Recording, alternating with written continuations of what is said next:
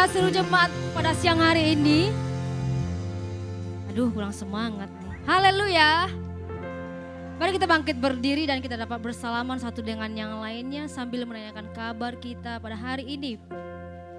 Dan saya percaya keadaan kita semua dalam keadaan baik-baik saja dan dalam perlindungan Tuhan.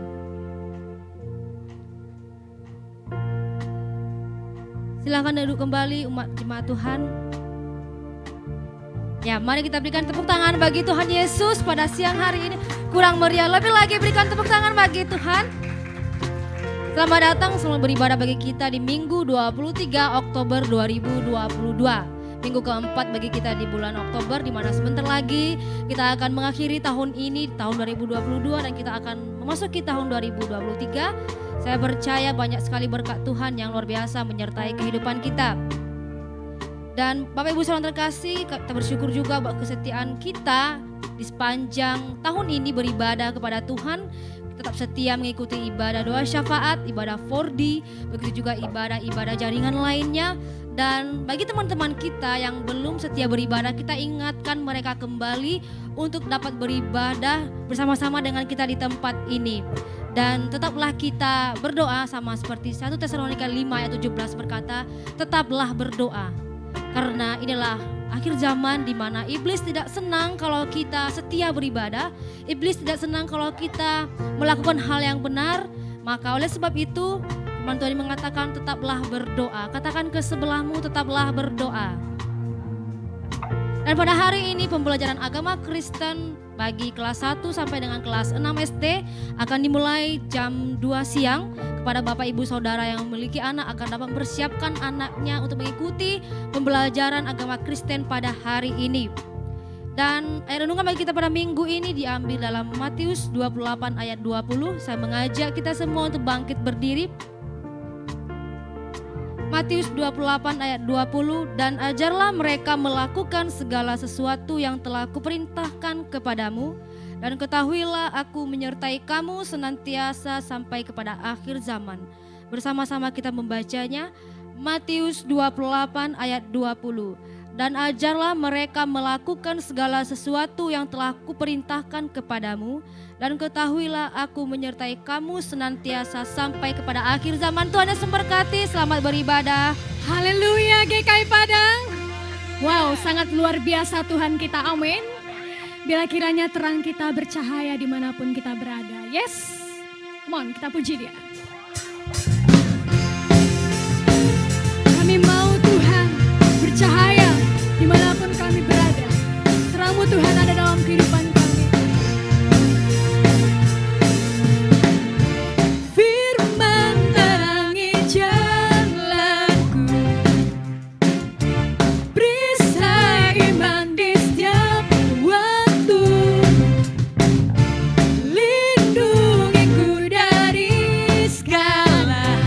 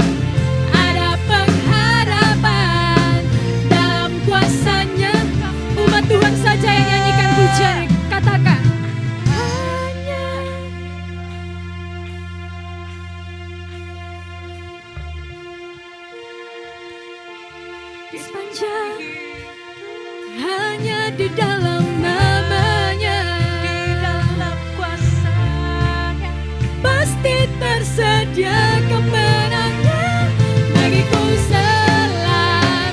Come on. Hanya di dalam namanya, Yesus dia sumber pengharapan di sepanjang hidupku. Hanya di dalam kuasa-Nya pasti tersedia kemenangan bagiku selama-lamanya.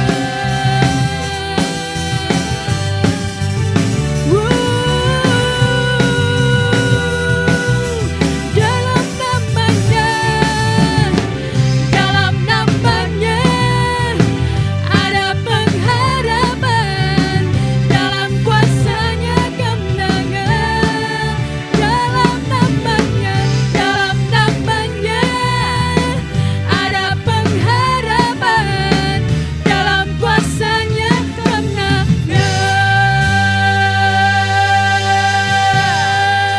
Mari berikan tepuk tangan yang paling meriah bagi Tuhan kita. Lebih dahsyat lagi bagi Raja di atas segala Raja. Terima kasih Tuhan. Hanya di dalam nama-Mu ada kemenangan, ada pengharapan. Itu yang menjadi pegangan bagi kami Tuhan untuk menghadapi hidup ini. Pada zaman akhir Engkau Tuhan yang menguatkan kami. Dan kami rindu Roh Kudus hadir memenuhi hati kami.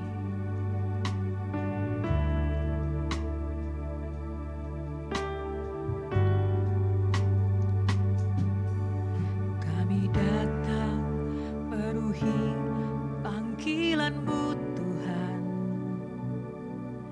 Dengan apa yang dapat kami berikan, kami penuhi amanat agung-Mu,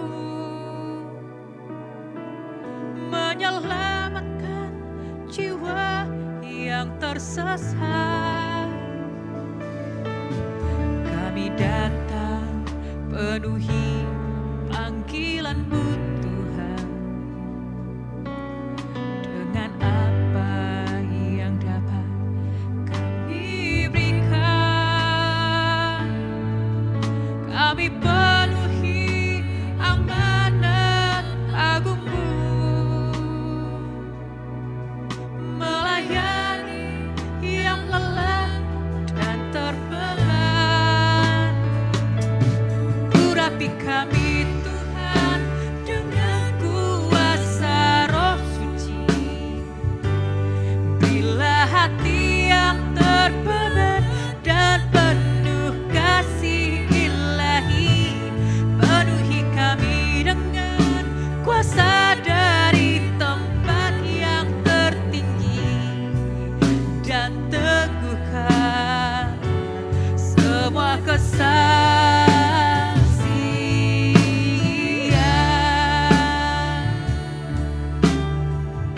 Ini kami datang menghadap-Mu Tuhan. Kami katakan kami siap ya Bapa.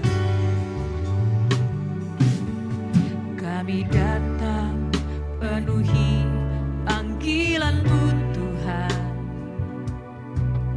Dengan apa yang dapat kami berikan, kami penuhi amanat agung-Mu, menyelamatkan jiwa yang tersesat. Kami datang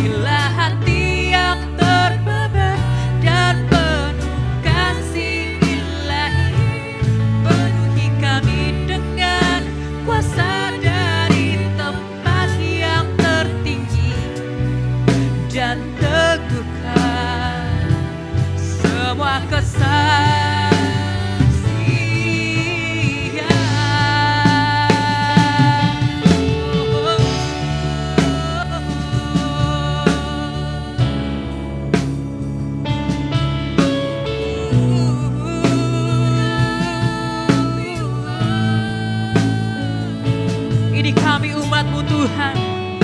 Kami katakan kami siap Tuhan. Mari urapi kami untuk memenuhi semua jiwa-jiwa.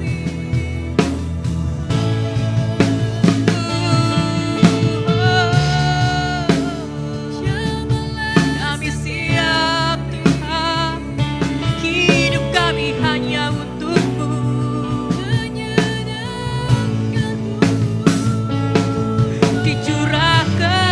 Dicurahkan bagi gereja-Mu. Mari seluruh GKI kita katakan,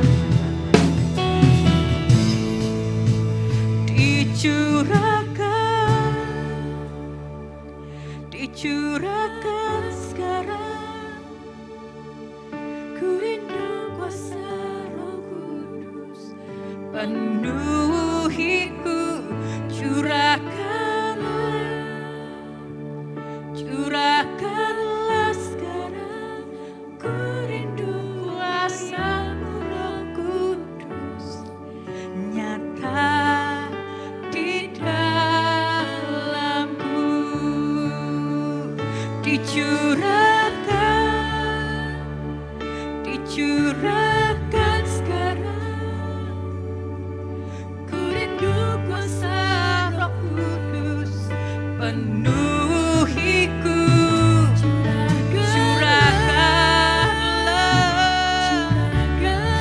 Curahkan Roh Kudus-Mu Tuhan, memenuhi kami di sini. Di dalam curahkanlah, dicurahkan sekarang. Ku rindu kuasa Roh Kudus penuhiku. Curahkanlah sekarang. Ku rindu karya-Mu Roh Kudus. Dan semua umat Tuhan mengatakan dicurahkan sekarang.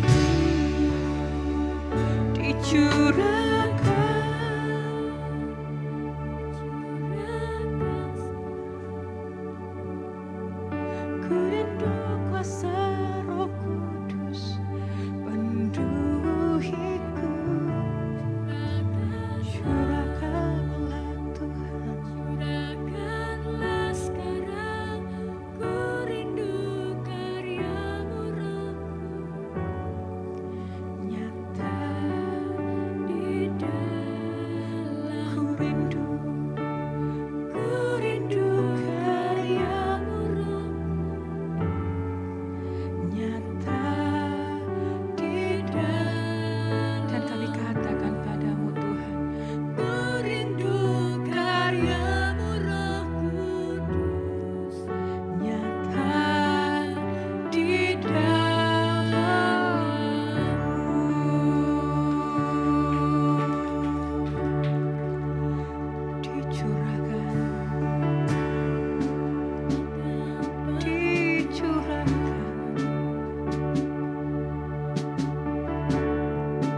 Dicurahkanlah Roh Kudus. Ya Roh Kudus, Kau Roh penghibur, Kau penolongku,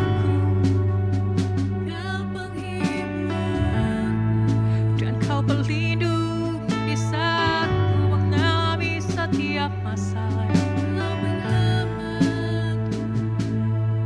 Kami datang ya Tuhan, memenuhi panggilan-Mu.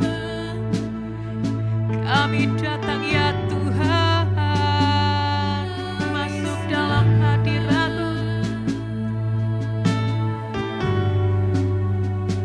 Urapilah, penuhilah kami dengan Roh Kudus-Mu. Biar Roh Kudus-Mu yang tinggal berdiam dalam setiap hati kami, setiap hati umat-Mu, dan memimpin, menolong, mengajar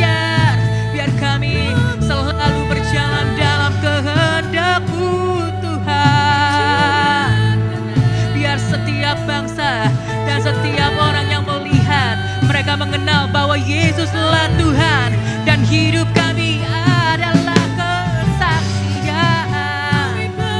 kesaksian bagi orang banyak, sebab kami rindu semua diselamatkan bagi Tuhan saja, bagi Dialah kemuliaan dan hormat dan kuasa dan pujian pengagungan. Dan saat ini Tuhan, kami umat-Mu, kami akukan di tempat ini. Mari seluruh GKI akukan ini kepada Tuhan kita. Ku percaya Allah Bapa, ku percaya Sang Putra, ku percaya Kau Allah Tritunggal, ku percaya kebangkitan ada dalam kita,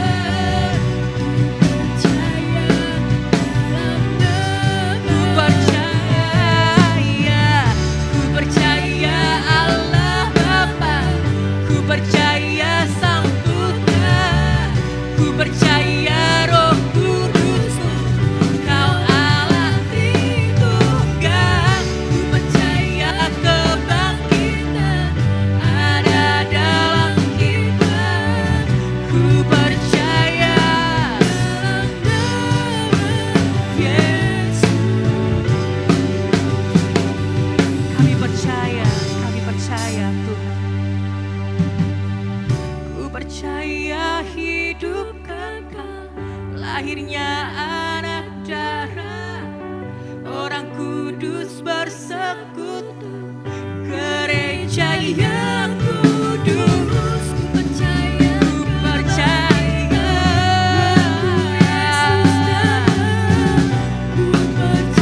dan kami mengangkat suara. Ku percaya Allah Bapa, ku percaya Sang Putra, ku percaya Kau Allah Tritunggal, Kau Allah Trinitas yang esa, ku percaya kebangkitan ada dalam kita, ku percaya, ku percaya, ku percaya.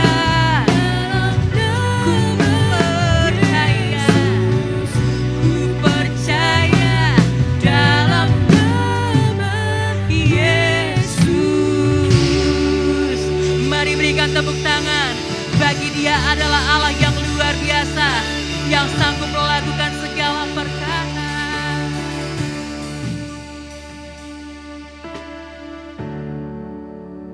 Doa syafaat kita di hadapan Tuhan dan juga ucapan syukur kita. Mari kita berdoa.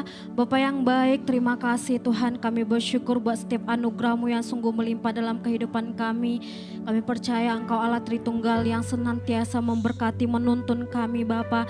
Bersyukur buat setiap berkat-berkat-Mu yang telah kami terima Tuhan secara pribadi, baik lepas pribadi Tuhan.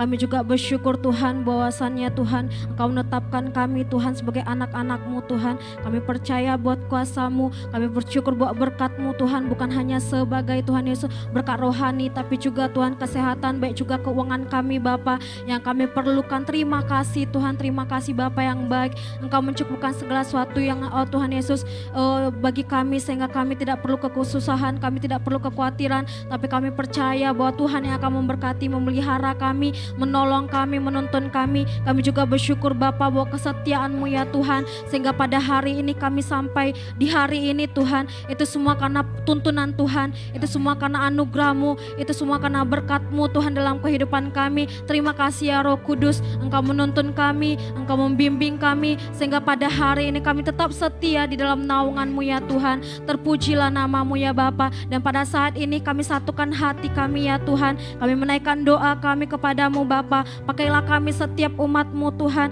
biarlah kami tetap setia Tuhan Yesus, terhadap janji-Mu Tuhan. Bapa, kami dapat memperlengkapi diri kami secara rohani Bapa. Tuhan, dalam menyenangkan hati Engkau Tuhan, dalam mengerjakan firman Tuhan, kami tak tidak jemu-jemunya Tuhan mengerjakan firman-Mu, tidak jemu-jemunya mengerjakan Tuhan Yesus panggilan kami di hadapan-Mu ya Bapa. Berkati setiap kami umat-Mu, kami tetap setia Tuhan genap Tuhan Yesus menanti janji-Mu, dan kami percaya janji Tuhan itu ya dan amin, dan digenapi dalam kehidupan kami. Tuhan, walaupun banyak proses, tantangan, rintangan, tapi kami percaya Tuhan yang akan menuntun kami. Kami percaya Tuhan Yesus Allah yang luar biasa, yang akan menjawab setiap doa-doa kami, yang akan memperlihatkan karyanya, akan memperlihatkan kuasanya ke dalam kehidupan kami Bapa. Terima kasih Tuhan, kami juga mau memperlengkapi rohani kami dengan setia ibadah, dengan Tuhan setia membaca firman-Mu, merenungkan firman-Mu, menyenangkan hati-Mu Tuhan Yesus, dalam nama Tuhan, sehingga kami kuat teguh di dalam pengharapan kami kuat teguh dalam panggilan kami di hadapan-Mu ya Tuhan. Terpujilah nama-Mu Bapa, dan kami juga berdoa bagi setiap kami bersama-sama pelayan-pelayan-Mu, umat-Mu ya Bapa. Kami mengerjakan amanat agung-Mu Tuhan, bersaksi menginjil Tuhan.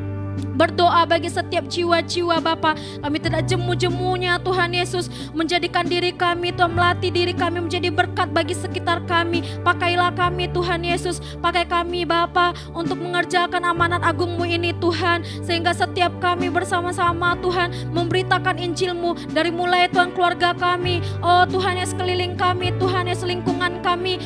Dalam nama Tuhan Yesus kami percaya setiap firman yang kami sampaikan itu tidak ada yang sia-sia. Roh Kudus pakai kami, Roh Kudus tolong kami, jadikan kami alat dalam memberitakan Injil ini Tuhan. Dalam nama Yesus, pakai mulut kami, pakai hidup kami untuk memberitakan Injil, untuk menjadi berkat dimanapun kami berada Tuhan. Biarlah setiap jiwa-jiwa yang terhilang melihat ada Tuhan di dalam kami, ada Tuhan di setiap ucapan kami, ada Tuhan di setiap tingkah laku kami, di dalam nama Tuhan Yesus. Bahkan kami percaya Tuhan yang bukakan tingkap-tingkap Tuhan Yesus, pintu-pintu penginjilan bagi kota ini Tuhan. Kuasa Roh Kudus bekerja, kuasa Roh Kudus melimpah bagi kota ini, bagi sekeliling kami juga, sehingga mereka melihat, merasakan adanya Tuhan dalam kehidupan mereka. Terima kasih Tuhan, berkat Tuhan, belas kasihan Tuhan ada bagi kami, sehingga kami terus Tuhan memberitakan Injil-Mu, terus Tuhan Yesus haleluya melihat Tuhan Yesus bahwa jiwa-jiwa yang terhilang membutuhkan Engkau, memerlukan Engkau Tuhan, sehingga mereka pun selamat seperti kami selamat. Ya di dalam nama Tuhan Yesus, terima kasih Tuhan. Ini doa kami, dan di dalam nama Tuhan Yesus kami matakan segala kuasa kegelapan, tinggalkan kami di dalam nama Tuhan Yesus. Tidak ada dalam nama Tuhan tidak mau setia menantikan janji Tuhan. Tinggalkan kami setiap umat Tuhan di dalam nama Tuhan, segala kelalaian, tidak mau sungguh-sungguh dalam menantikan janji Tuhan dalam kehidupan kami, dalam memperlengkapi rohani kami. Tinggalkan kami dalam nama tidak mau menjadi berkat, dalam nama tidak mau mengerjakan panggilan kami, dalam nama Tuhan Yesus mengerjakan amanat agung yang telah Tuhan berikan kepada kami. Tinggalkan kami di dalam nama Tuhan Yesus, tidak percaya, tinggalkan kami di dalam nama Tuhan Yesus. Terima kasih Tuhan, segala puji, hormat, kemuliaan hanya bagi nama-Mu saja. Haleluya, amin. Amin. Kami percaya, ku percaya Allah Bapa, ku percaya Sang Putra, ku percaya Roh Kudus-Mu, Kau Allah Tritunggal. Ku percaya kebangkitan ada dalam kitab, ku percaya, ku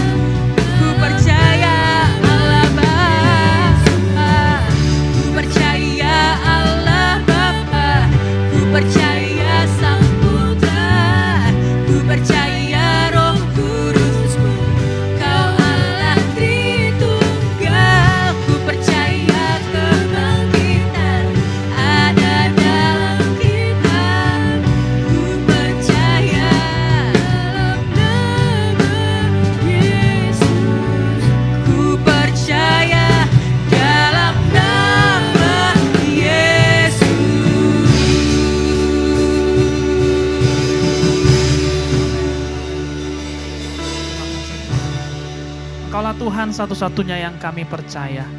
Hanya nama-Mu. Kami sangat yakin dan percaya bahwa nama Tuhan adalah menara yang kuat. Bahwa kesanalah orang benar akan berlari dan setiap orang yang berlari kepadamu pasti menjadi selamat. Amin. Kami percaya kepadamu Tuhan, Kau Tuhan tidak pernah berubah, janji-Mu, kesetiaan-Mu tetap turun-temurun. Itu yang kami percaya sekarang dan sampai selama-lamanya. Kami bersyukur buat 1 minggu yang sudah Tuhan berikan kepada kami, bersyukur untuk kasih-Mu, bersyukur untuk kesembuhan, bersyukur untuk pertolongan yang kami rasakan yang begitu nyata Tuhan. Tidak bisa kami pungkiri betapa Engkau baik. Kalau kami boleh ada pada hari ini, bukan karena kuat dan gagah kami, bukan karena kepandaian dan kepintaran kami semata, tetapi ada Tuhan yang turut campur tangan dalam kehidupan ini. Ada Tuhan yang bekerja, walaupun tidak terlihat, tetapi sangat nyata di depan kami, sangat bisa kami rasakan. Terima kasih pada siang hari ini, kembali kami menghadap tata kudus-Mu, karena kami mau belajar sesuatu melalui firman Tuhan. Mari singkapkan semua yang terselubung, bukakan mata, bukakan telinga kami, supaya kami boleh belajar dan mendengarkan akan sabda-Mu Tuhan. Kami yakin bahwa siang hari ini, Roh Kudus mau membantu kami, menolong kami, untuk mengerti akan firman Tuhan. Dengan akal pikiran kami tidak bisa pahami firman ini. Tetapi kalau Roh Kudus-Mu turut campur tangan, kami yakin ada suatu hal besar yang akan terjadi. Dan firman itu akan mentransformasikan cara kami berpikir. Sehingga setelah kami menyudahi ibadah, cara hidup ini tidak lagi sama. Tetapi cara hidup yang lebih baik. Cara hidup yang bisa menjadi berkat bagi banyak orang. Terima kasih Tuhan Yesus, urapi saya menyampaikan. Tuhanlah yang memberkati dan mengurapi, sehingga hanya perkataan daripada Tuhan saja yang mengalir.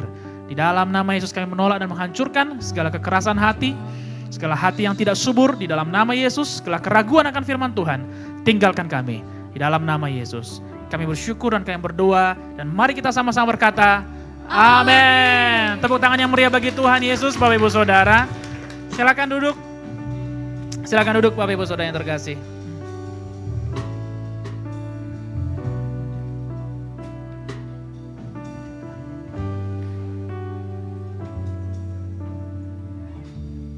Oke, puji Tuhan. Haleluya. Dan selamat siang Bapak Ibu Saudara semuanya. Ya, boleh sapa sekali lagi ke kiri dan ke kanannya dan sampaikan kata-kata yang bisa menjadi berkat bagi mereka.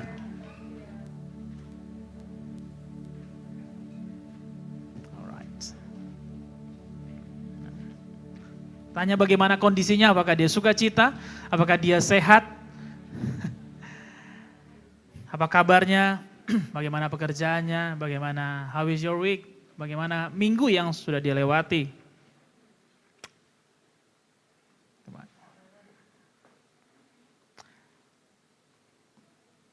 Apakah Bapak Ibu Saudara siap untuk mendengarkan firman Tuhan pada siang hari ini? Sudah siap belajar sesuatu? Nah, selama 2 minggu, ya 2 minggu yang lalu dan juga minggu yang lalu kita telah diberkati oleh hamba Tuhan, oleh Bu Tobing. Dan kita pun pasti mendapatkan berkat melalui pelayanannya dan mendapatkan pembelajaran baru bagaimana kita mesti mempersiapkan diri di akhir zaman ini. Hari ini pun Tuhan akan memberikan kita pembelajaran yang baik lagi dan untuk memperlengkapi kita sehingga memberikan cara hidup yang lebih baik ke depannya. Total itu yang saya percaya setiap kali kita dengar firman Tuhan Bapak Ibu Saudara. Mari saya mengundang untuk siapkan Alkitab, siapkan catatan, apa yang penting, apa yang perlu kita catat. Nanti Bapak Ibu Saudara boleh mencatatnya. Sebelum saya masuk dalam firman Tuhan hari ini, saya akan mengulangi apa yang sudah kita terima selama kurang lebih 3 minggu terakhir ini. Poin yang pertama, bahwa kita berjalan, sadar tidak sadar, suka atau tidak suka, kita sedang berjalan menuju akhir zaman. Semua orang yang namanya berjalan pasti menuju ke suatu akhir. Dimulai dari awal dan berakhir pada suatu tujuan. Dan di dalam masa akhir ini firman Tuhan berkata bahwa masa ini adalah masa yang sukar. Bukan masa yang lebih mudah daripada sebelumnya, melainkan ini adalah masa yang sukar. Dan Alkitab mencatat dalam 2 Timotius 3 ayat 1 bahwa hal-hal yang sukar akan terus terjadi di akhir zaman. Dan kondisi manusia akan bertambah-tambah buruk.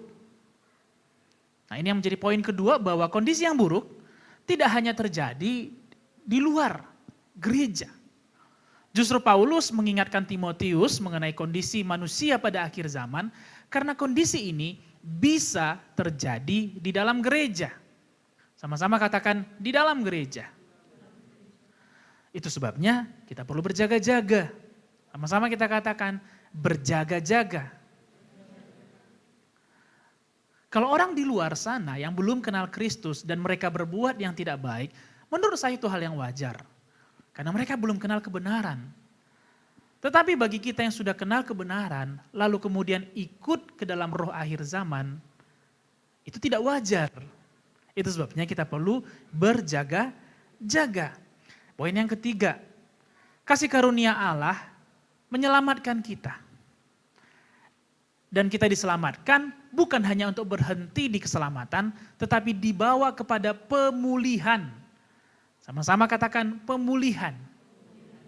Yang pertama, pemulihan hubungan kita dengan Bapa di sorga.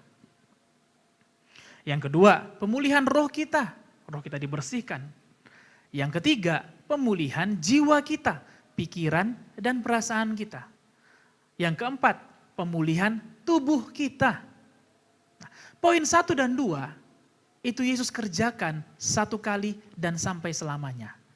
Tetapi poin 3 dan poin 4, yaitu pemulihan jiwa dan tubuh, itu adalah tugas kita. Tugas siapa? Tugas kita. Untuk memulihkan pikiran dan perasaan kita, Bapak Ibu Saudara, kita perlu berjuang. Tidak hanya dengan datang ibadah minggu saja, tetapi setelah kita pulang dari sini, kita perlu terus memperbaharui bagaimana cara kita mengambil keputusan. Pemulihan tubuh, benar sekali bahwa oleh bilur-bilur Yesus kita telah menjadi sembuh. Namun bukan berarti kita tidak perlu jaga apa yang kita makan. Dikatakan sekali lagi bahwa pada masa yang akhir akan datang masa yang sukar. Akan datang masa yang lebih berat. Nah, di dalam masa yang lebih berat itu, salah satunya tentu ada hal-hal yang bisa mengganggu kesehatan kita. Bisa kita lihat ada pandemi, ada polusi, ada limbah yang semakin banyak. Nah, di dalam kondisi yang seperti itu, Tuhan pun rindu untuk memulihkan tubuh kita. Nah, jadi sekali lagi oleh bilur-bilur Yesus memang kita telah menjadi sembuh, tapi kita pun punya tugas untuk menjaga kesehatan tubuh kita. Menjaga apa yang kita makan, berolahraga, dan lain sebagainya. Poin yang keempat, bahwa dalam menantikan kedatangan Tuhan, kita perlu untuk bertumbuh, dan untuk bertumbuh tidak bisa dilakukan seorang diri. Katakan sama-sama, tidak bisa seorang diri. Konsep dasar Tuhan selalu tentang kebersamaan. Itu sebabnya ketika Allah menciptakan manusia di Taman Eden, Dia tidak menciptakan seorang diri, melainkan menciptakannya dengan seorang penolong, yaitu ada Adam dan Hawa. Konsep dasar Tuhan dan juga itu berlaku selama-lamanya sampai zaman akhir, bahwa konsep dasarnya kita tidak bisa seorang diri. Amin Bapak Ibu Saudara. Nah, saya percaya masing-masing kita pun pasti punya catatan apa berkat yang kita terima selama kurang lebih 3 minggu berturut-turut. Mari kita lanjutkan pembelajaran kita pada minggu ini. Nah, sebagaimana yang kita bahas tadi, bahwa kita mengerti bahwa pada masa-masa akhir, masa-masa ini akan semakin sukar, masa-masa ini akan semakin sulit. 2 Timotius 3 ayat 2-5 menjabarkan ada 18 kondisi. Bagaimana kondisi manusia di akhir zaman. Kondisi manusia ini bukannya bertambah baik, tapi bertambah buruk. Dan semua hal ini diberitahukan kepada kita sebagai sebuah kisi-kisi. Supaya kita menjadi tidak terkejut. Lah kok begini? Loh kok lebih buruk? Loh kok lebih sulit ya? Gitu. Karena Tuhan telah memberitahukan terlebih dahulu kepada saya, kepada Bapak Ibu Saudara. Bahwa pada masa-masa akhir nanti akan datang kondisi-kondisi yang lebih sulit. Nah, kisi-kisi ini akan mengajari kita bagaimana seharusnya kita hidup. Satu hal yang pasti Bapak Ibu Saudara, bahwa di dalam kehidupan ini ada perubahan. Orang-orang yang tidak siap dengan perubahan pasti akan tergerus akan zaman. Orang-orang yang maunya membandingkan dengan zaman yang itu saja. Dulu seperti ini, dulu nggak begini, kayaknya dulu begini. Orang-orang yang masih berpikir dulu, mereka akan tergerus oleh pergerakan zaman. Karena satu hal yang pasti, setiap zaman ada musimnya. Dan selalu ada perubahan. Tua, muda, berapapun usia kita, Bapak Ibu Saudara yang terkasih, kita mesti persiapkan diri kita akan perubahan-perubahan yang terjadi. Nah, gereja Tuhan pun perlu terus mempersiapkan diri akan perubahan-perubahan yang terjadi. Sehingga kemudian kita tidak menjadi terkejut. 2 Petrus 3 ayat 9. Tuhan tidak lalai menepati janjinya, sekalipun ada orang yang menganggapnya sebagai kelalaian. Tetapi ia sabar terhadap kamu, karena ia menghendaki supaya jangan ada yang binasa, melainkan supaya semua orang berbalik dan bertobat. Inilah kerinduan Tuhan bagi dunia ini. Tidak hanya bagi kita yang ada di gereja, tapi bagi orang-orang di luar sana. Tuhan sangat rindu semua orang berbalik dan bertobat. Tuhan tidak menginginkan ada yang binasa. Nah, tadi poin yang sebelumnya kita bahas, bukankah masa ini akan semakin mudah atau semakin sukar tadinya? Semakin sukar. Nah, kalau bicara mengenai sebuah kesukaran, biasanya sebuah kesukaran identik dengan kebinasaan atau kehidupan. Kebinasaan atau kehidupan? Kebinasaan. Kalau ada orang yang berkata, aduh ujian ini sulit kali, maka mungkin dia memprediksi nilainya baik atau buruk. Buruk. Kalau dia berkata, aduh proyek ini sulit sekali, maka dia sedang memprediksi bahwa proyek itu bisa berjalan atau tidak berjalan. Tidak berjalan. Dikatakan poin pertama bahwa masa ini akan menjadi masa yang sukar. Tapi di ayat yang lainnya 2 Petrus 3 ayat 9 berkata bahwa Tuhan menghendaki tidak ada yang binasa. Kalau kita sambungkan kedua ayat ini Bapak Ibu Saudara, artinya di dalam masa yang sukar pun Tuhan tidak merencanakan kebinasaan. Ini kabar baik bagi kita. Kalau kita mendengar bahwa oh ini masa yang sukar, harga BBM yang semakin naik, ada kabar akan resesi yang akan terjadi, ada pandemi, ada virus. Minggu ini pun kita disibukkan dengan obat sirup yang tidak yang harus ditarik. Dan adanya bermunculan penyakit-penyakit baru yang out of the box, out of the mind, yang gak pernah kita pikirkan sebelumnya. Bahkan yang tim dokter sendiri pun tidak pernah pikirkan. Bayangkan kalau obat sirup ditarik, mau kasih obat apa kepada anak-anak? Selama 1 minggu kita disibukkan dengan kasus gagal ginjal yang terjadi secara akut dan terjadi secara misterius. Kasus ini sebenarnya sudah ada dari dulu, tetapi jarang terjadi. Namun sekarang menjadi lebih sering terjadi. Kalau ini yang menjadi fokus kita, yang kita dengarkan. Mungkin tubuh kita belum binasa, tapi pikiran kita mulai binasa. Kita bisa mulai kehilangan pengharapan, kehilangan kepercayaan, kehilangan iman. Namun perhatikan 2 Petrus 3 ayat 9 berkata bahwa Tuhan tidak menginginkan ada yang binasa. Bahwa di dalam masa yang sukar sekalipun, Tuhan tidak membiarkan ada yang binasa. Amin Bapak Ibu Saudara. Tuhan tidak membiarkan ada kita yang binasa di dalam masa yang sukar sekalipun. Itu sebabnya kisi-kisi ini Tuhan berikan kepada kita supaya kita semua tidak binasa. Dan yang Tuhan inginkan tidak binasa bukan hanya kita tetapi semua orang. Sama-sama katakan semua orang. Bukan hanya kita saja tapi semua orang.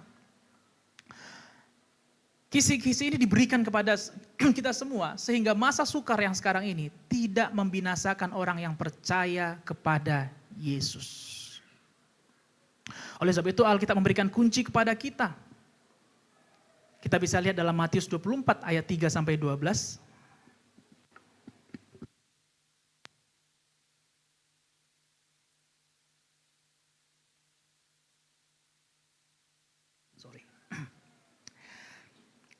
Di dalam Matius 24 ayat 3-12, Bapak Ibu Saudara nanti bisa baca di rumah. Ada pembicaraan antara Yesus dengan murid-muridnya.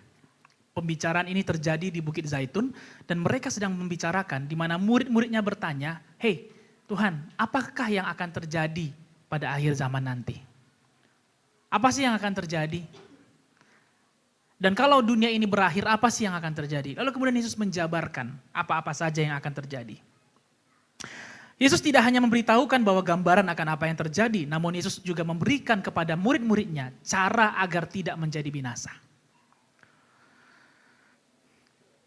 Yesus memberikan kunci kepada murid-muridnya bagaimana untuk bertahan di dalam masa yang sukar.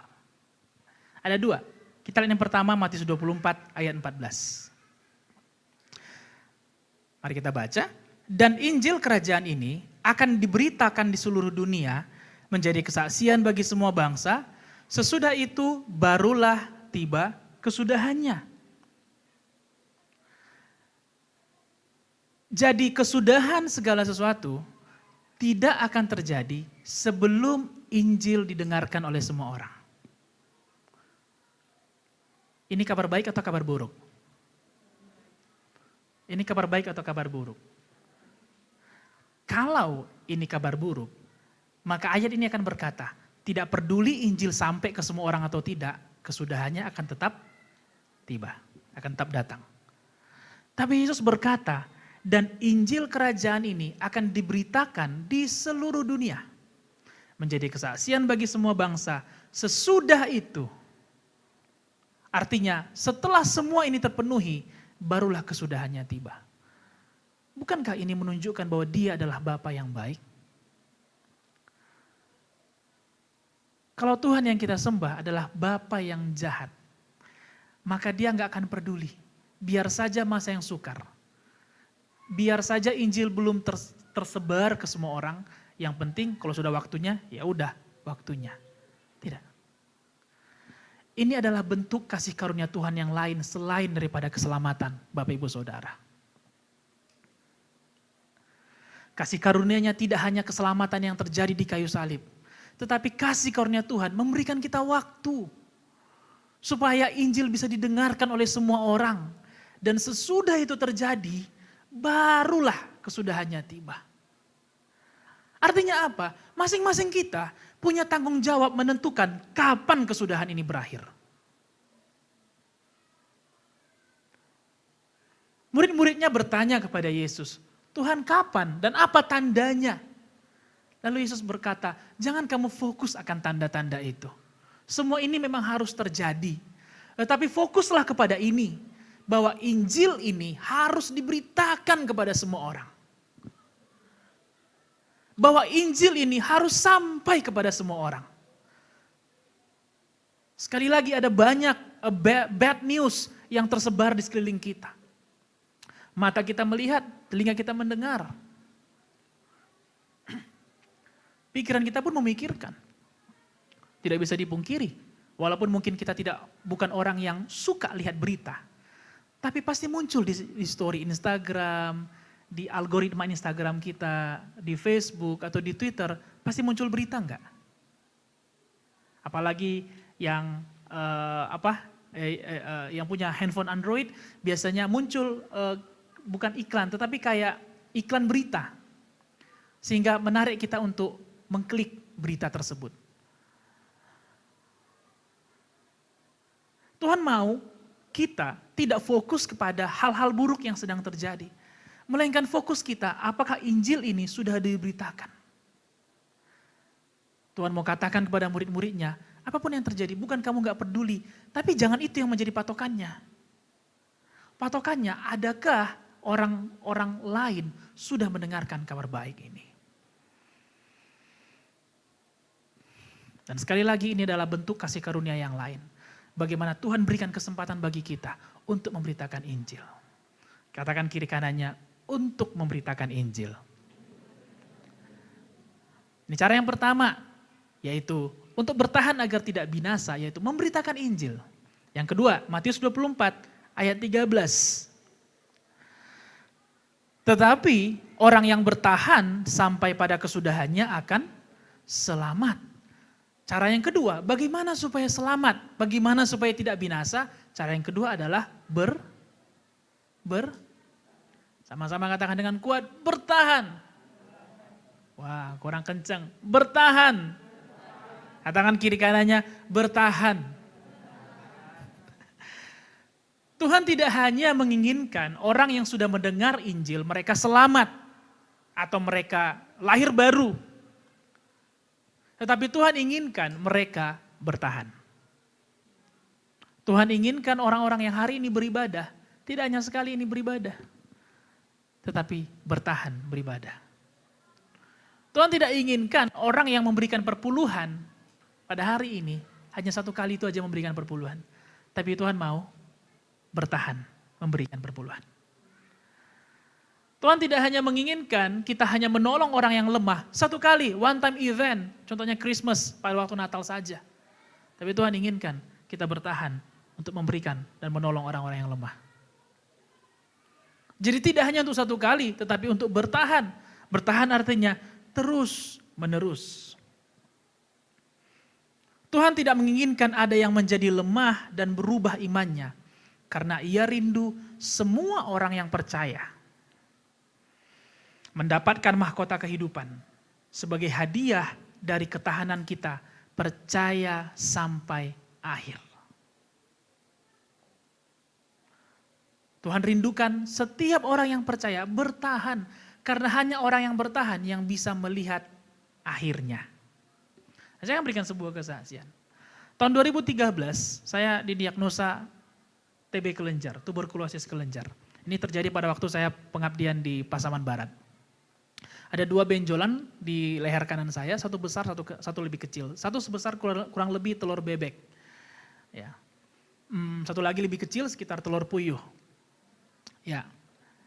Dan benjolan itu terjadi begitu cepat, kurang lebih dalam 1-2 bulan dia berkembang dengan cepat. Dan kemudian saya didiagnosa setelah periksa ini, periksa itu, dan kemudian hasilnya keluar yaitu tuberkulosis kelenjar. Nah, ketika saya menerima diagnosa tersebut, saya kemudian mendatangi dokter untuk meminta pengobatan. Mungkin ada yang tahu ya, kalau pengobatan tuberkulosis itu bukan hanya 1-2 kali makan obat, tetapi 6 bulan makan obat. Jadi ada paket obatnya. Pada waktu saya meminum obat tersebut, Bapak Ibu Saudara, di bulan pertama, tidak ada kesembuhan yang terjadi. Justru benjolannya makin besar. Justru benjolannya itu lebih besar lagi, mungkin telur bebek, bebek jumbo gitu. Dari yang mungkin bebek normal, bebeknya ini agak sedikit jumbo. Telur puyuhnya mulai mendekati telur ayam kampung. Gitu. Dan itu terjadi dan saya rutin minum obat. Saya nggak putus selama 1 bulan itu minum obatnya. Bulan kedua saya lihat, kok belum berubah.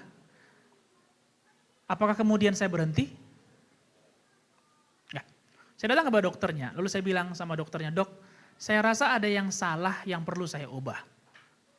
Salah satunya adalah saya mau ubah pola makan saya. Saya dulu pemakan segalanya, Bapak Ibu Saudara. Segalanya yang bisa dimakan.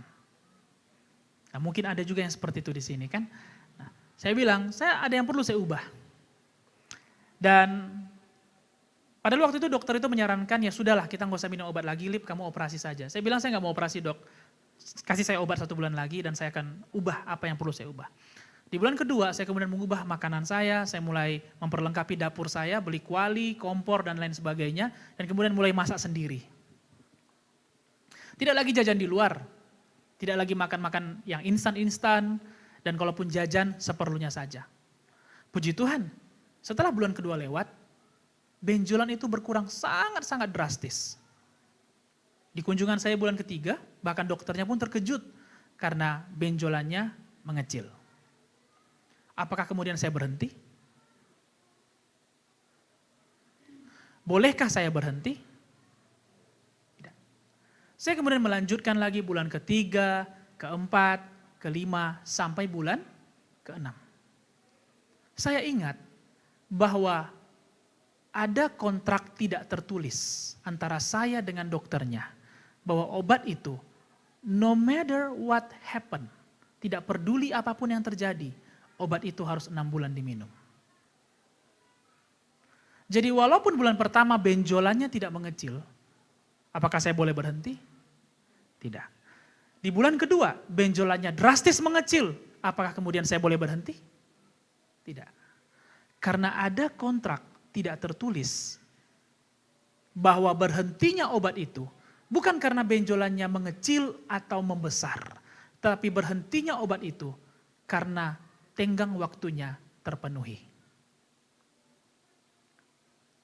Bukankah kehidupan kita, pengikutan kita kepada Tuhan seperti itu Bapak Ibu Saudara? Ketika kita lahir baru, ada kontrak tidak tertulis antara kita dengan Tuhan.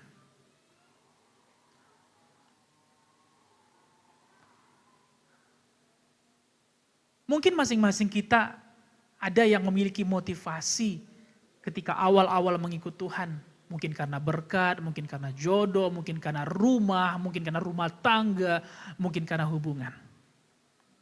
Ada ya seperti itu ya? Mungkin karena sakit penyakit makanya kita ikut Tuhan. Saya mau tanyakan 2 hal ini supaya kita tanyakan kepada diri kita masing-masing. Yang pertama, bila motivasi awal kita itu tidak terpenuhi, apakah kemudian kita berhenti mengikut Tuhan? Pertanyaan yang kedua, bila motivasi awal kita kemudian terpenuhi, apakah kemudian kesetiaan kita sudahi di titik itu? Dalam proses minum obat TB pada waktu itu Bapak Ibu Saudara, saya punya hak bebas. Dokternya memang gak bilang sama saya, awas lu ya Lip, sebelum 6 bulan ya, sempat gak ini? So awas lah, aku kejar kau nanti. Gak ada. Gak ada juga yang bilang, tanda tangan ini. Kalau kau tanda tangan, baru obatnya keluar. Tanda tangan ini di atas meterai. Sekali kamu salah, pidana hukumnya Lip. Masuk penjara. Gak ada kontrak begitu. Gak ada ancaman juga. Enggak. Paling dokternya cuma bilang, ya kalau kamu gagal Lip, kamu akan ulangi lagi obatnya, ulang lagi dari 0. Oke, itu aja. Ya dalam hati kita mungkin so what, emang kalau gua ulang dari 0 ya kenapa rupanya.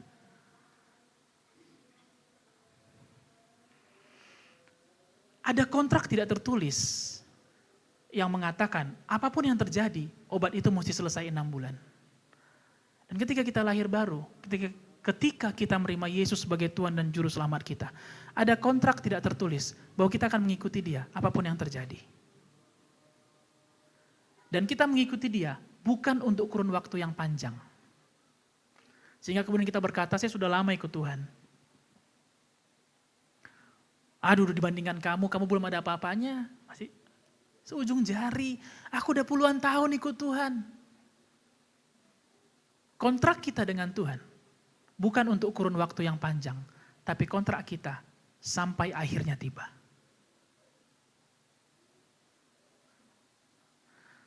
Kalau kita melihat ada 2 orang yang disalibkan di samping Yesus, ada 1 orang yang kemudian menerima Yesus. Apakah kurun waktunya panjang? Tidak. Hari itu dia menerima, hari itu juga dia mati. Tapi dia mengikuti kontraknya sampai akhirnya tiba. Sampai akhirnya tiba, dia tidak mencabut pengakuannya kepada Yesus. Bapak Ibu Saudara, saya mau ingatkan kita bahwa ada kontrak tidak tertulis antara kita dengan Tuhan. Tidak ada ancaman, tidak ada. Tidak ada yang ditandatangani, tidak ada. Tidak ada, seolah Tuhan katakan kalau kamu tinggalkan saya kutuk kamu. Tidak, tidak ada. Tetapi ketika kita mengikut Dia, itu artinya kita perlu siap untuk bertahan sampai kesudahannya tiba. Dan bagi kita yang memiliki waktu yang panjang, berbeda dengan yang disalibkan di samping Yesus. Berbahagialah karena ada waktu bagi kita untuk berbuah. Karena bagi mereka yang setelah terima Yesus, lalu kemudian check out, pulang kampung, angkat kaki, gak ada waktu bagi mereka untuk berbuah. Itu sebabnya Matius 24 ayat 13 dikatakan, siapa yang bertahan sampai pada kesudahannya, Tuhan tahu, it won't be easy, ini gak akan mudah. Tuhan sangat tahu, ini akan sukar. Tapi dia katakan, siapa yang bertahan, pasti akan selamat. Amin. Amin Bapak Ibu Saudara. Pada minggu yang pertama kita membahas tentang bertahan. Dalam The Amplified Bible, bertahan diterjemahkan ke dalam dua pengertian. Yang pertama adalah endures atau tetap sama, tidak berubah. Terjemahan yang kedua diterjemahkan ke dalam bear up atau menanggung. Kuat, menanggung. Saya akan ambil pengertian yang pertama, yaitu tetap sama atau tidak berubah. Kalau artinya tetap sama, itu artinya dari hanya satu waktu atau dari waktu ke waktu. Kalau tetap sama itu artinya dari waktu ke waktu. Kita bisa menilai orang tidak berubah karena 1 hari 2 hari kah? Tidak. Tetapi karena sudah tahunan, mungkin puluhan tahun. Nah, bertahan bukan hanya tentang rentang waktu yang panjang. Melainkan bertahan artinya bila terus tetap sama sampai waktu akhirnya tiba. Saya ulangin lagi. Bertahan bukan artinya hanya untuk kurun waktu yang panjang. Tetapi bertahan itu tetap sama sampai akhirnya tiba. Ini perlu kita mengerti Bapak Ibu Saudara. Supaya tidak ada satupun dari kita yang memegahkan diri, saya sudah lama ikut Tuhan. Karena pertanyaannya, sampai ke akhir atau tidak? Haleluya. Sehingga kita tidak memegahkan diri kita. Wah, saya sudah puluhan tahun. Kamu masih baru. Enggak. Pertanyaannya, apakah kita sampai ke akhirnya atau tidak? Dan selama menanti akhirnya tiba, ada hal-hal yang harus kita pertahankan untuk tidak berubah. Mari kita lihat dalam Wahyu 3 ayat 14-16. Kita belajar dari jemaat di Laodikia.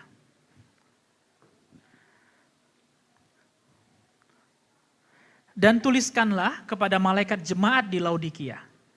Inilah firman dari Amin, saksi yang setia dan benar, permulaan dari ciptaan Allah.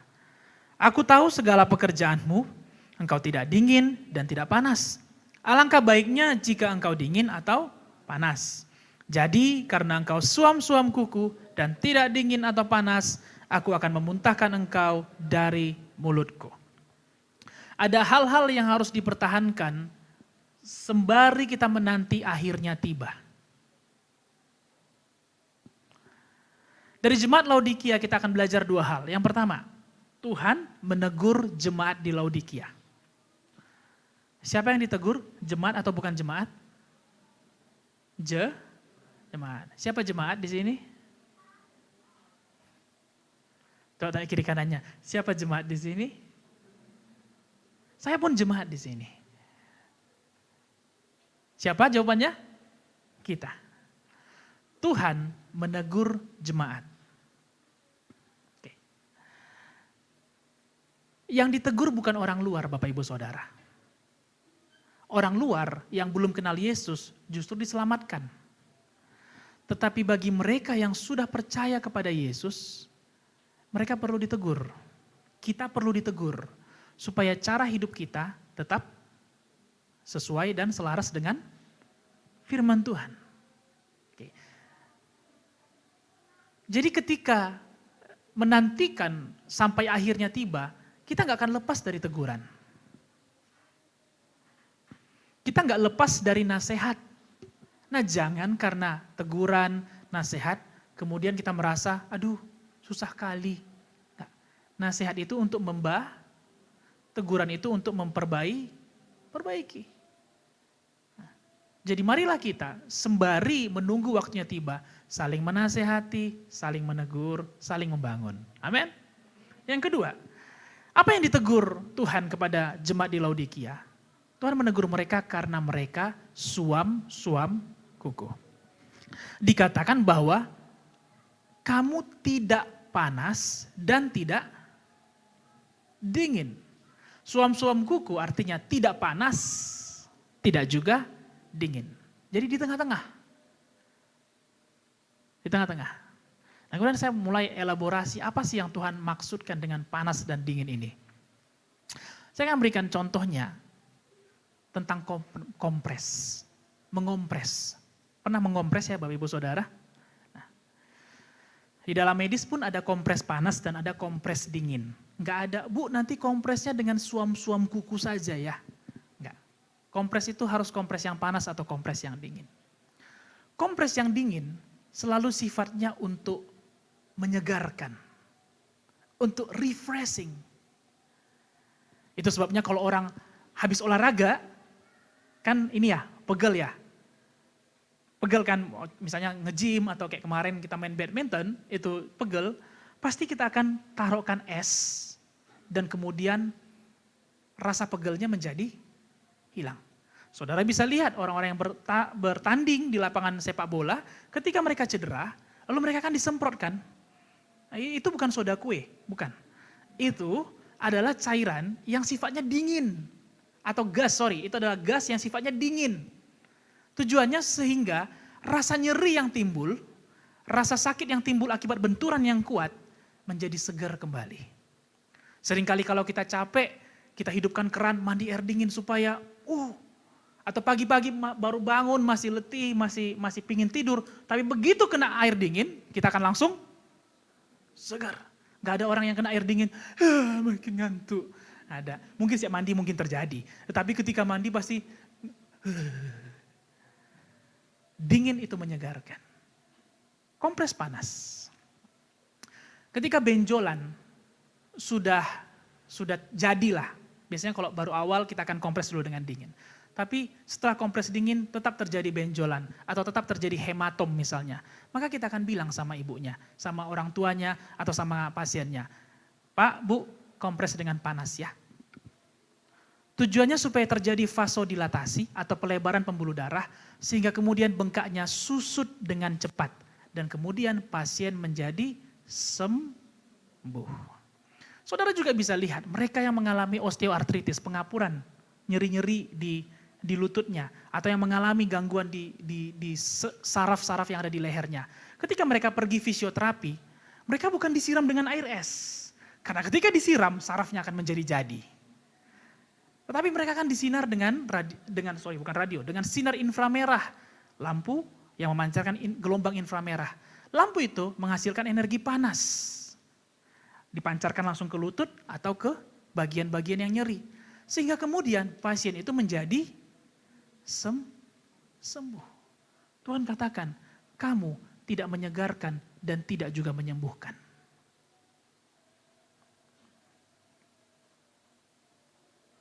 Sudah enggak menyegarkan, enggak pula menyembuhkan. Ini yang saya angkat menjadi judul pada hari ini. Refreshing and healing. Healing. Mungkin kata-kata yang lagi ngetren ya. Aduh lagi butuh refreshing nih. Nonton yuk, healing. Lagi butuh me time nih, mau healing.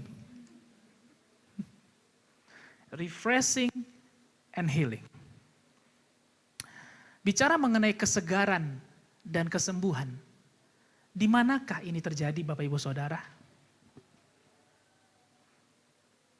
Kesegaran dan kesembuhan, di mana ini terjadi? Di dalam ibadah. Katakan kiri kanannya, di dalam ibadah. Refreshing and healing itu terjadi di dalam ibadah. Inilah esensi ibadah yang perlu dipertahankan. Tetap sama sampai akhirnya tiba. Walaupun masa semakin sulit, semakin sukar. Tetapi esensi ini gak boleh berubah. Apa itu? Bahwa di dalam ibadah terdapat kesegaran dan kesembuhan. Itu sebabnya Tuhan menegur jemaat di Laodikia. Karena ibadah mereka bukan lagi menyegarkan dan menyembuhkan. Tapi mereka mulai berbicara tentang, saya sudah banyak harta, saya sudah banyak diberkati. Lihatlah sekarang saya sudah cukup, saya nggak perlu lagi, saya punya banyak tabungan. Ini yang mereka sedang pembicarakan pada waktu itu. Dan Tuhan menegur mereka, karena tujuan ibadah bukan untuk mendatangkan banyak uang, tapi tujuan ibadah adalah menyegarkan dan menyembuhkan. Amin. Kesegaran dan kesembuhan tidak datang dari atribut ibadah. Siapa yang melayani, siapa yang berkhotbah, musik apa yang dipergunakan, lagu-lagu apa yang diangkat. Wah, kalau lagunya ini, aduh healingnya terjadi banget. Wow, kalau dia yang khotbah, kalau ibu itu yang khotbah, kalau bapak itu yang khotbah, wow, so refreshing, bro. Hey, refreshing and healing tidak terjadi karena atribut ibadah. Kesegaran dan kesembuhan terjadi di saat kita datang beribadah dengan cara dan sikap hati yang benar. Itu terjadi antara kita dengan Tuhan. Bukan karena siapa yang melayani, bukan karena lagu apa yang diangkat, bukan karena lengkap atau tidak musiknya, bukan. Bukan. Tetapi orang yang datang dengan cara dan sikap hati yang benar, refreshing and healing pasti terjadi. Dan saya mau katakan, kalau di dalam ibadah pun kita tidak mengalami refreshing and healing, di mana lagi kita akan mengalaminya? Di coffee shop? Ketika nongki di warung? Ketika main domino kah? Ketika main game kah? Apakah di sana refreshing and healing?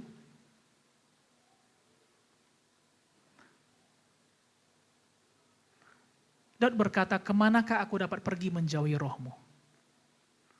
Dia sudah mencoba naik ke gunung tinggi, turun ke lembah, tapi dia tidak menemukan kedamaian. Kalau di dalam ibadah pun, kita tidak merasakan refreshing and healing, tidak ada tempat yang lebih baik untuk menemukannya.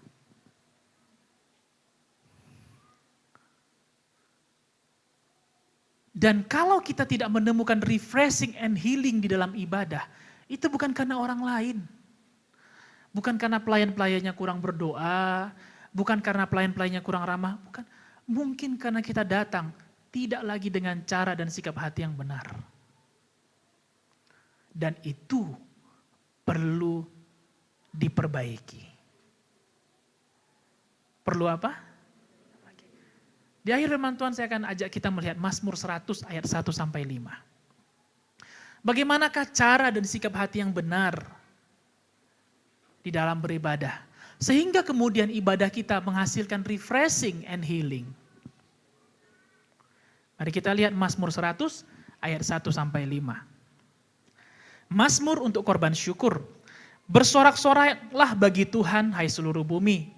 Beribadahlah kepada Tuhan dengan sukacita. Datanglah ke hadapannya dengan sorak-sorai. Ketahuilah bahwa Tuhanlah Allah. Dialah yang menjadikan kita dan punya dialah kita. Umatnya dan kawanan domba gembalaannya. Masuklah melalui pintu gerbangnya dengan nyanyian syukur, ke dalam pelatarannya dengan puji-pujian. Bersyukurlah kepadanya dan pujilah namanya. Sebab Tuhan itu baik, kasih setianya untuk selama-lamanya, dan kesetiaannya tetap turun-temurun. Haleluya Bapak Ibu Saudara. Mazmur 100 ayat 1-5. Saya mengajak kita untuk mencatat ada rules, ada aturan main di dalam ibadah. Dan ini tidak tertulis. Tidak ada di depan gereja. Tidak tertulis juga di dalam liturgi gereja. Tetapi Tuhan berikan kepada pemazmur untuk kita boleh terus pertahankan sampai akhirnya tiba. Yang pertama, aturan yang pertama adalah sukacita. Apa? Sama-sama katakan, sukacita. Sukacita adalah perasaan yang senang, gembira, excitement, bergairah. Perhatikan ayat 2. Beribadahlah kepada Tuhan dengan sukacita. Ini hal pertama. Kita nggak bisa beribadah kepada Tuhan kalau enggak. Jadi bukan ibadah dulu baru sukacita, melainkan sukacita dulu baru beribadah. Cakep? Cakep Bapak Ibu Saudara. Jadi bukan aduh ibadah ini lalu kemudian dia pulang dengan murung. Hei, ini bukan tentang ibadah, memang murung kamu sudah dari tadi lu murung, gak usah salahin ibadah juga. Bersuka cita dulu baru kemudian kita datang ibadah. Bagaimana supaya kita bisa bersuka cita? Mari kita tanggalkan semua beban dan semua masalah yang merintangi kita. Kita gak bebas dari beban, gak bebas dari masalah. Inilah persembahan utama kita. Selain dari kita membawa persembahan materi, uang ke hadapan Tuhan ke dalam rumahnya. Persembahan pertama kita adalah kita perlu menanggalkan beban kita. Masalah kita. Apa yang terjadi di rumah, di pekerjaan, di sekolah kita, di masa lalu kita, dengan teman-teman kita perlu tanggalkan. Hanya itu satu-satunya cara supaya kita bersuka cita. Haleluya. Sehingga kemudian kita datang ke dalam gereja, ada yang katakan haleluya Bu, selamat pagi. Kita, oh selamat pagi, selamat siang, haleluya Pak. Sehingga kemudian ada yang mempersilakan duduk, Bu silakan duduk sebelah sini. Oke cocok, walaupun mungkin itu bukan tempat duduk kita turun-temurun. Kayak ada tempat duduk kita yang sudah ada nama kita di sana kan gitu. Nah kemudian Asyar menyarankan Bu di sini saja, Pak di sini saja. Kita pun datang dengan yang sukacita. Dimanapun kita duduk, hadirat Tuhan sama. Bukan berarti ada tempat duduk yang hadirat Tuhan lebih kerasa. Tempat duduk lain hadirat Tuhan berkurang. Hadirat Tuhan di tempat lain kayaknya enggak. Semuanya sama. Kenapa? Karena dari awal kita sudah suka cita. Bahkan dikatakan sukacita itu excitement. Excitement ini artinya bergairah, rindu. Apalagi ya yang akan saya jumpai hari ini. Lagu apa lagi yang akan saya angkat? Walaupun mungkin lagunya nggak semua kita tahu. Kadang-kadang ada lagu yang baru. Tapi saking bergairahnya kita. Yang penting nyanyi aja. Yang penting jangan merusak suasana aja Bapak Ibu Saudara. Saking sukacitanya kita. Haleluya. Cara yang kedua, step yang kedua. Lanjutan dari sukacita adalah sorak-sorai. Sorak-sorai diterjemahkan ke dalam joyful songs atau puji-pujian yang dinaikkan dengan sukacita. Puji-pujian yang dinaikkan dengan sukacita. Perhatikan, bukan pujiannya yang sukacita, tetapi cara menyanyikannya yang sukacita. Bukan pujiannya yang sukacita. Pujiannya saya nggak tahu. Ngapain saya harus nyanyi? Ini pujian baru. Pujian ini sedih kali. Kalau aku nyanyi nanti berlinang air mataku. Bukan pujiannya yang sukacita. Tapi cara kita menyanyikannya yang bersukacita.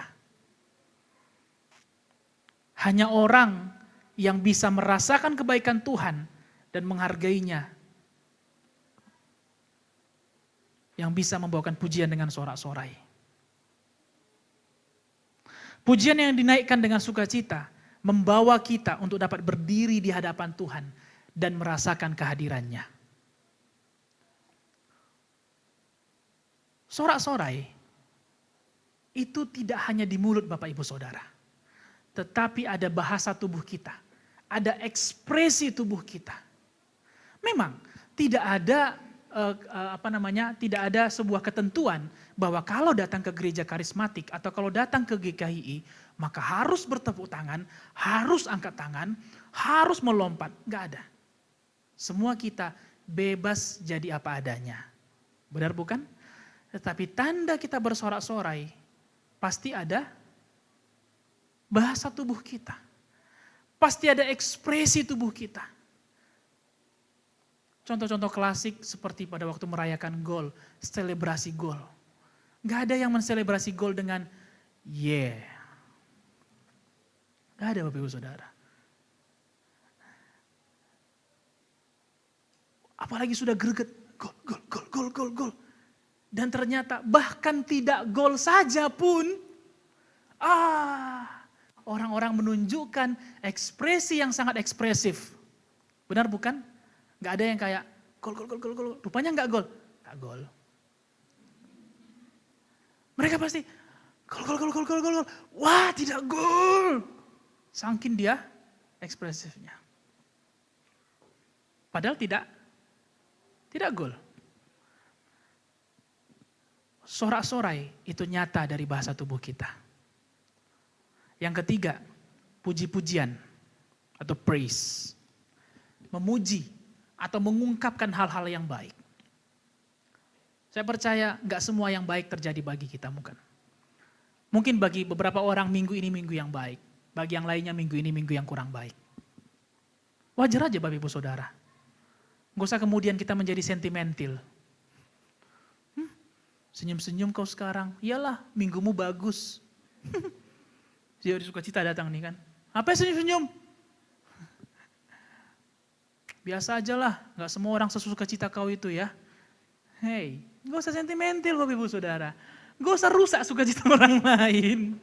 Kalau orang sukacita, tanya aja, Pak Bu, apa resepnya? Bagi-bagilah. Susah ini minggu aku yang lalu. Bagi resepnya. Jangan kemudian menarik orang untuk tidak sukacita.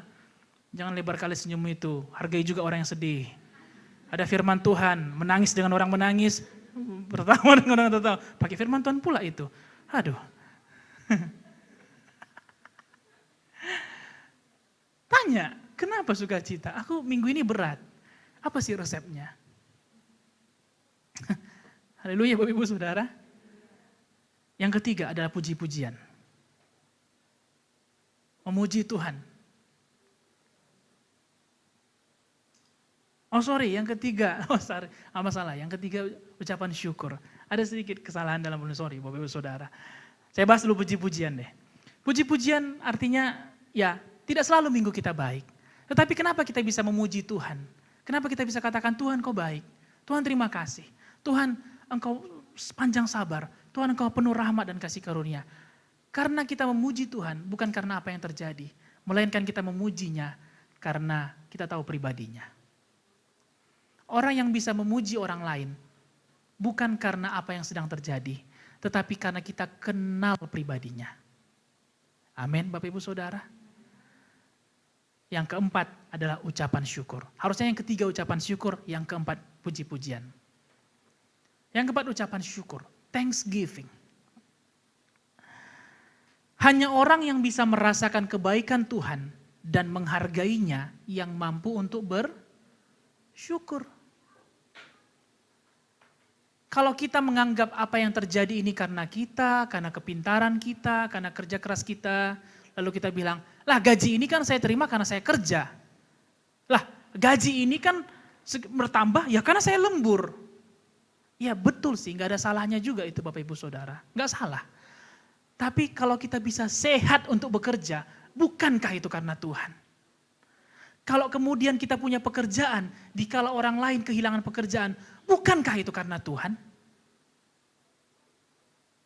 Bukankah itu karena Tuhan Bapak Ibu Saudara? Jadi hanya orang yang menghargai Tuhan dan yang bisa merasakan kebaikan Tuhan, hanya merekalah yang bisa untuk bersyukur. Bila kita anggap semua yang terjadi karena kebetulan atau oleh karena kekuatan sendiri, maka sulit bagi kita untuk bersyukur. Saya akan ulangi, ada 4 cara. Yang pertama, dengan sukacita. Yang kedua dengan sorak-sorai. Yang ketiga dengan ucapan syukur. Dan yang keempat dengan puji-pujian. Keempat hal ini, walaupun masa bertambah sukar, jangan luntur dari kita sebagai gereja. Ini adalah urutan Bapak Ibu Saudara. Gak bisa dibalik-balikkan. Gak bisa bersyukur dulu, baru sukacita. Enggak, sukacita dulu. Tanda kita sukacita, kita ekspresikan dengan sorak-sorai. Setelah kita mengekspresikannya, kita perlu puji Tuhan. Gak hanya dalam hati, Tuhan kau tahu aku sukacita. Tuhan kau tahu, enggak. Tuhan ingin mendengarkan dari mulut kita, bahwa kita memuji Dia. Dan sembari kita memuji Dia, kita pun menaikkan ucapan syukur kita kepada Tuhan. Bersyukur buat apa yang terjadi dalam kehidupan kita. Semua ini kita lakukan atas dasar karena kita mengenal pribadi dan pekerjaan Tuhan.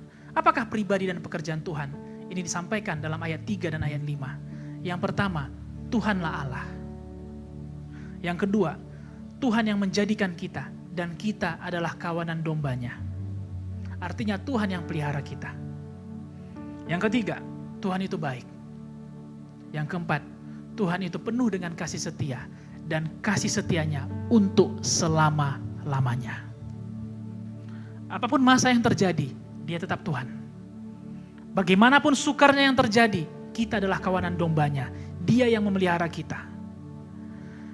Bagaimanapun keburukan-keburukan yang terjadi, Tuhan itu baik dan hanya mengerjakan apa yang baik. Dan dia setia sampai selama-lamanya. Tuhan memberkati kita semua, Bapak Ibu Saudara. Saya berharap ini memberkati kita di dalam minggu ini. Sehingga ibadah kita menjadi ibadah yang refreshing and healing. Bukan karena siapa, tetapi karena kita. Masing-masing kita, walaupun tidak berdiri di pelataran, berdiri di pentas, di panggung. Bukan berarti kita tidak memiliki tanggung jawab dalam ibadah. Tidak, semua kita, masing-masing kita memiliki tanggung jawab dalam ibadah kepada Tuhan. Melayani ataupun tidak melayani. Mari kita bangkit berdiri. Bersyukur buat Tuhan.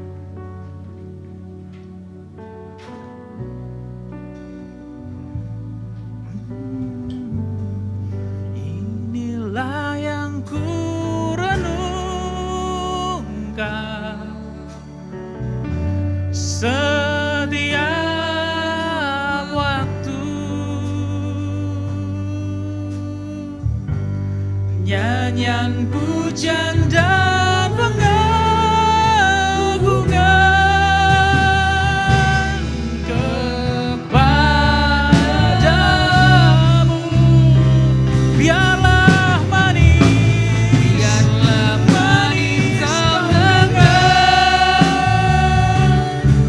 Tuhan, manis kau dengar Tuhan, biar hatiku bersuara. Mari Bapak Ibu Saudara, kita angkat sekali lagi pujian kita. Inilah yang ku renungkan setiap waktu.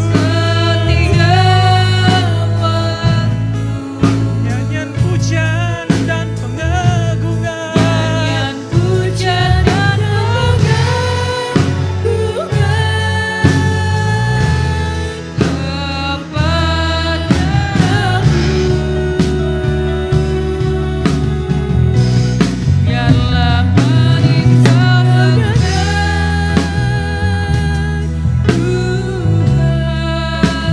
manis kau dengar Tuhan, biar hatiku bersuara.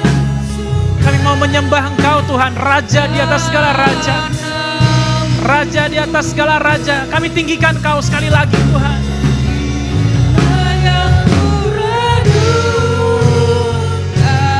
Oh, setiap